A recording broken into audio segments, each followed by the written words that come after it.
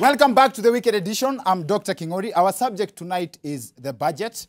And our guest on the show tonight is a tax expert, is a finance consultant or public finance. And he also has a very strong background in economics. Those who don't know, economics is the study where people who go, economics people are people who go to the university to study. Serious. They go to the university to study how to be stingy. Samuel Okumu, ladies and gentlemen.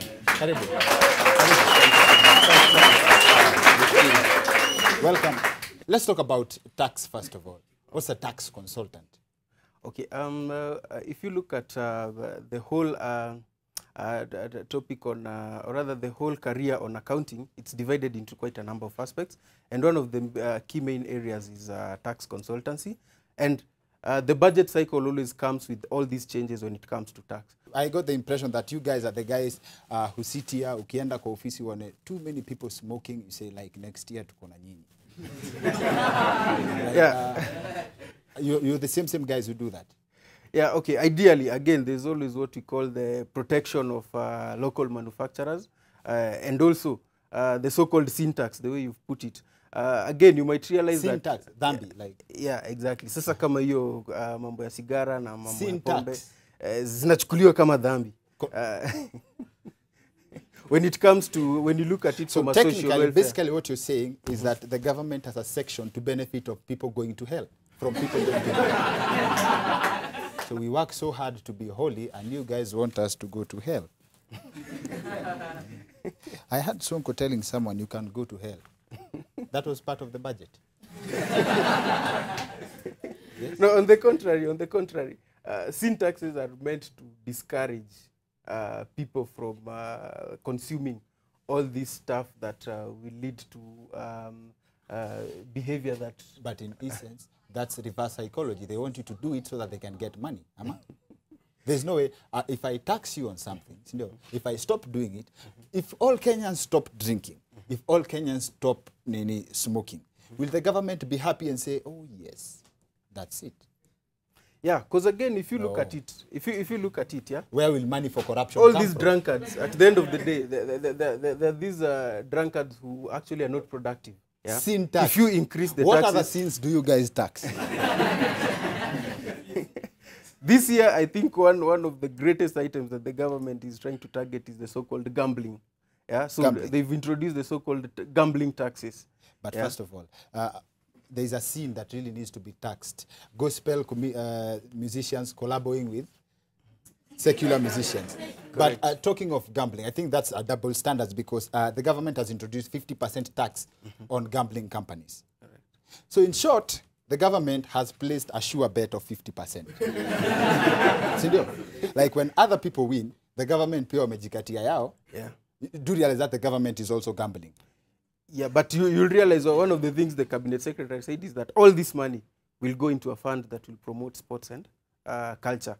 So we don't know whether the 50% is meant to be more of a punitive way of just reducing their so-called distributable profit to the owners, or is it still a way of just trying to make sure that they put all this money to the so-called sports and culture? What's the relationship between bei ya unga, because that's what most people talk about after a budget is read, and the general budget? Now, the budget reading as it is made up of two main parts. Yes. There's what we call the economic policy or the fiscal policy part of it. And then there's what we call... Break it down kidogo. Yeah. Normal language. Ugali, okay. boga, nyama. The economic part of it and the tax part of it. Now, for the economic part of it, this is where now the government tries to look at what are these inputs that are making unga, bei ya unga ipande huko juu sana. Yeah? For instance, utapata the so-called maize millers. We'll always say that one of the things we are crying off is when it comes to VAT,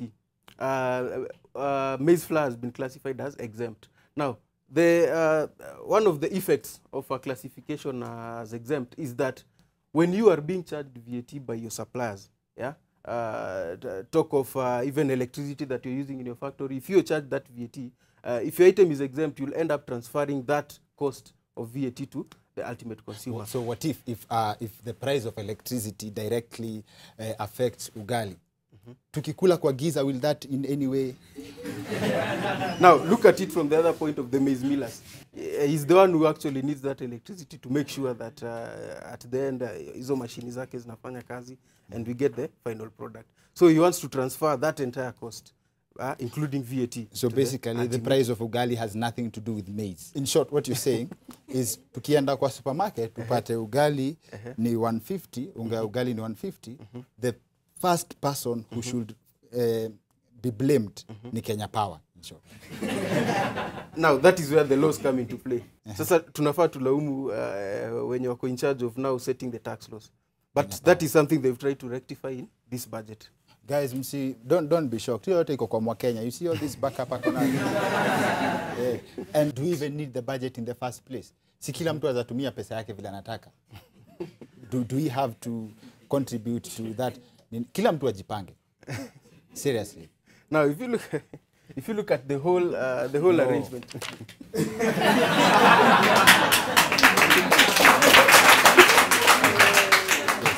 It's always important that let's have one person who's a government who will now sit down and collect all this money from us and allocate it to the health sector, so that anyone who falls sick at least knows that there's a Mama Lucy Kibaki hospital somewhere where anaweza enda and get cheap or rather affordable medical attention. We'll raise 1.7 trillion locally.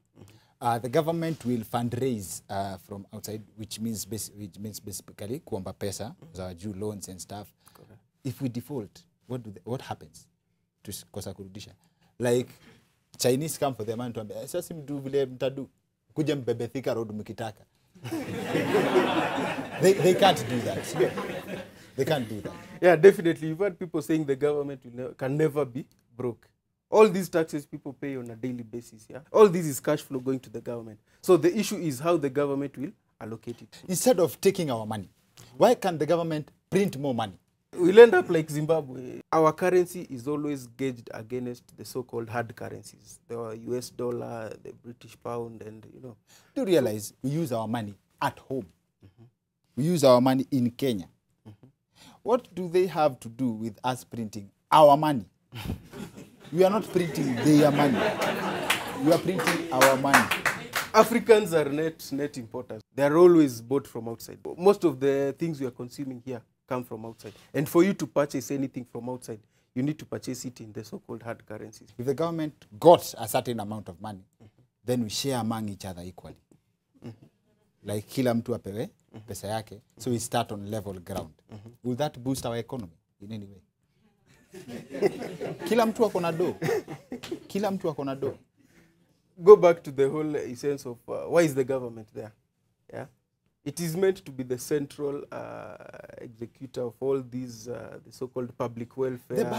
The balance will come soon, because najua a few people will go to buy bling blings and iPhones, then watu waanze kugawana tena difference. Na nani atalipa polisi, nani atalipa madaktari, nani atalipa polisi wamepewa pesa, by the way. I'm saying everyone. Everyone has been given their money equally. So we get to another level of competition, yeah? How will I convince you to give me part of your money? There are countries, if you go to Germany, education is catered for entirely by the government. So it's all about how you do it. But literally looking at it, it's more of a way of just issuing free things and not really giving money to specific people. Na nyinyi mko kwa hiyo committee na mjai suggest such good ideas to the government? Seriously. Have you exhausted all the points kwa Mwakenya yako? Nilikuwa nadhani maswali zitakuwa nyingi sana, but hizo maswali ni kidogo. Which question? Ask yourself one question. Ask yourself one question that you have not asked. Why was the 50, or rather what was the justification for the 50% tax on gambling? The government placed a sure bet. Okay. Ama? It's meant to kill an industry, in my opinion, in my honest opinion. Thank you very much for coming on the show. Now, that's it for the weekend edition. See you next week. My name is Dr. Kingori.